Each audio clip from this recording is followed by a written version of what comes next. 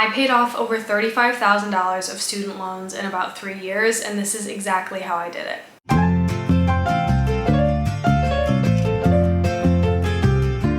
My name is Molly. I post some personal finance content over on TikTok, but I wanted to film a long form video specifically for this topic just because this is what I've been working towards for the past 3 years. I have kept my TikTok community kind of up to date about that, but I really wanted to wrap it all up into one video because I have a lot to say. Some more background on me. I grew up in Ohio. I went to college in Ohio, and then after college I moved to Rhode Island, kind of random, but I wanted to work in the sailing industry, and all of the sailing jobs are out here in Rhode Island. So that's what got me out here. I did work in the sailing industry for about 9 months, but then I got a new job up in Providence working as a marketing analyst at an investment firm. I'm gonna talk all about that because it plays a lot into this whole debt payoff journey, but that's what brought me to Rhode Island. I am 24. I live with my boyfriend and my cat. Living with my boyfriend also plays into this debt payoff journey. Outside of work, I am a pretty active person. I like going to workout classes, which we'll talk more about later. I like going for walks, for runs. I obviously am a sailor, wanting to work in the sailing industry, so I do a lot of sailing during the summer and kind of all year round.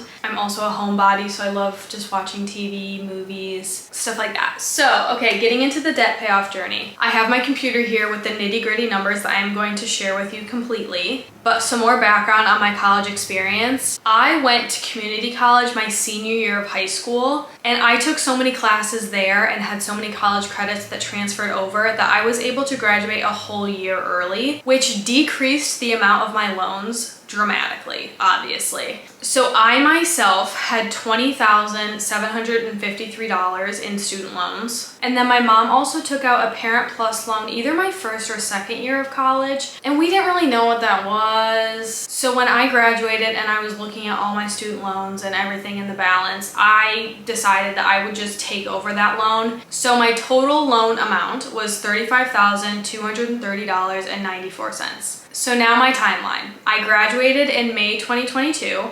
I had to start paying in November 2022, 6 months after graduation. However, student loans were still in forbearance at that time because of COVID. So payments were not required, and I don't think at that time interest was accruing. So then fast forward to September 2025, where I officially paid off the entire balance of over $35,000. And this is exactly how I did it. Before I get into the how, I do want to talk about the why, especially since student loans are generally known as a low interest debt. Sometimes when I've said, oh, I'm working really hard to pay off my student loans, or I'm trying to pay off my student loans as fast as possible, every once in a while I would get the response being well, why?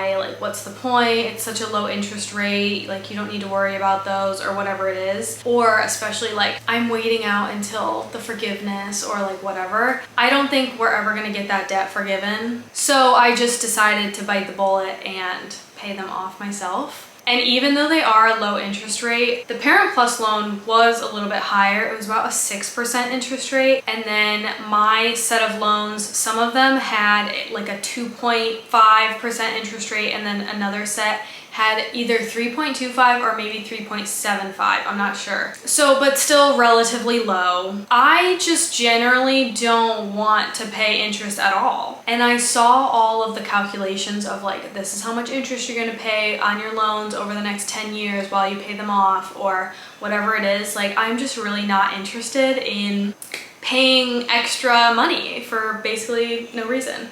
I think it's a waste. So that was my main motivation, to pay them off as quickly as possible. Because the quicker you pay them off, the less interest that accrues and the less interest that you'll pay over time. Number one, much easier said than done, but I'm going to explain exactly how I did actually do it, is to increase your income. So when I graduated college, as I mentioned, I wanted to work in the sailing industry, so I moved out to Rhode Island and I started my first job, which had a salary of $40,000. This was not enough money to live off of in Rhode Island. For even more context, I was living by myself in a 1-bedroom apartment. I was paying $1,200 in rent, and it just really was not cutting it. I think I had to dip into my savings almost every single month, and I did not make a payment towards my student loans this entire time. which was fine because payments were not required at that time. But I was anticipating payments being required, so I knew that I had to somehow increase my income. The first thing I did was ask for a raise at that first job. I knew that like a raise was coming up because annual reviews were coming up. So I went ahead and I called my boss and I was like, hey, I want to just kind of like pitch my case for a higher raise. I also kind of wanted to like see if I could get an idea of what that raise would be to see if I should hold out for it. And basically they denied me the raise. They also gave me an idea of what that raise would be, and I think it was only going to be like $1,000. Like, it was not a lot. And also my boss was basically like, get out, please. If you like want to do this, if you like have financial goals and like you're conscious of all this, because I was telling him everything. I was pleading my case from a performance stance, but also from like a necessity stance. And he was like, yeah, you can do better, like get out. Which was great because I ended up getting a job that almost doubled my income, where I was making $70,000 a year. And basically when I started that new job and had that significant increase in income, I pretended like I didn't have an increase in income. I kept my budget almost the exact same. I bumped it up just a little bit so that I wouldn't have to take out of my savings like I was having to do. But other than that, the rest of my money went to my student loans. Mind you, they were in forbearance this entire time. I have a step written out in here that says take advantage of forbearance periods, but that is just generally a theme throughout this entire journey.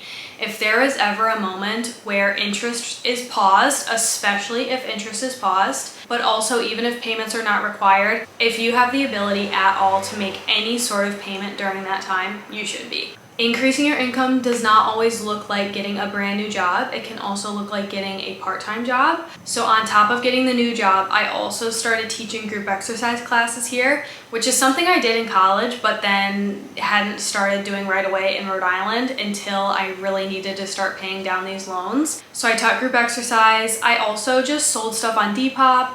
I DoorDashed every once in a while, like whatever it took to get an extra little bit of cash in, it all counted. It was all so important, especially because my loans were in forbearance. Another way to look at this is also to decrease your expenses. So when I was working that first job, I really didn't have like any wiggle room for me to decrease my expenses. I was paying great rent for my area. Obviously I could have lived at home, but I was paying great rent. I had a grocery budget. I was eating at home. I almost never ate out unless it was with a friend. No takeout, free activities on the weekend. Like, it was already tight, but eventually my boyfriend moved in with me. So my rent got cut in half. Groceries, I still paid about the same because he and I just eat such different foods. So our grocery budget really did kind of double.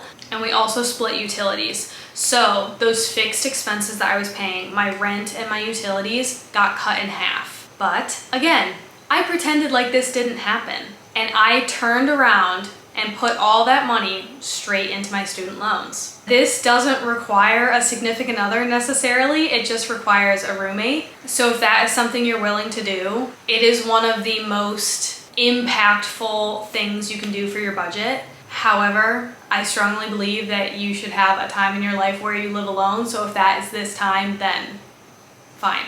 So number one, increase your income. Number two, decrease your expenses. Number three is to automate your paycheck. Within my budget, I outlined a specific amount that I would pay towards my student loans every single month.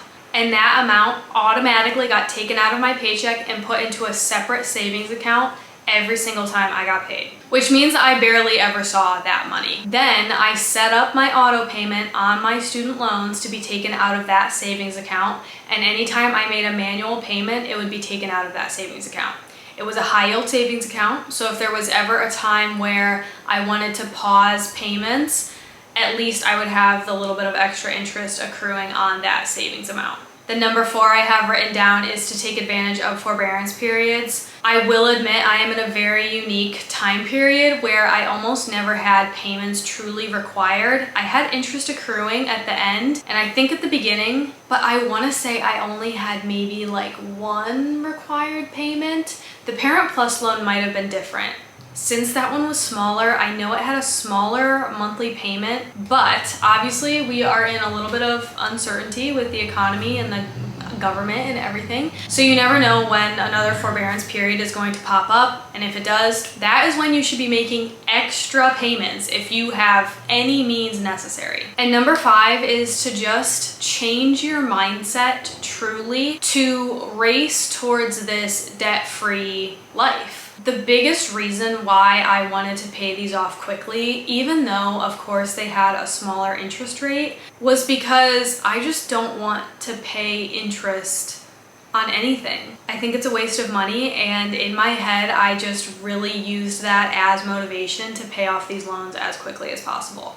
I also had trouble just like adjusting to corporate life, and like when I first graduated and started working an 8:30 to 5, not a 9 to 5, an 8:30 to 5, and then an 8 to 5. I was like, no way am I gonna do this for the rest of my life. And seeing that $35,000 in debt was like my first barrier that I had to get past in order to like move into more freedom with my time, which it's already happening. Like I feel more free and like I can take more risks. And for example, I teach, like I said, I teach group exercise classes. I'm working on getting my Pilates instructor certification, and I feel now like I'm in a place where I could take the jump, quit my corporate job, and try teaching Pilates full-time because I don't have that debt hanging over me. So that is my student loan debt payoff journey, about 3 years long, and yeah, I feel better. I feel free. It was really hard. I haven't even really gotten to feel the relief yet because I haven't gotten paid with a full paycheck that doesn't have to go towards my student loans yet. But when I do get that paycheck, that first paycheck is gonna feel so good. And all of that money is freed up to now boost my savings, help me quit my corporate job, help me start my own business. Like I just feel like the opportunities are endless.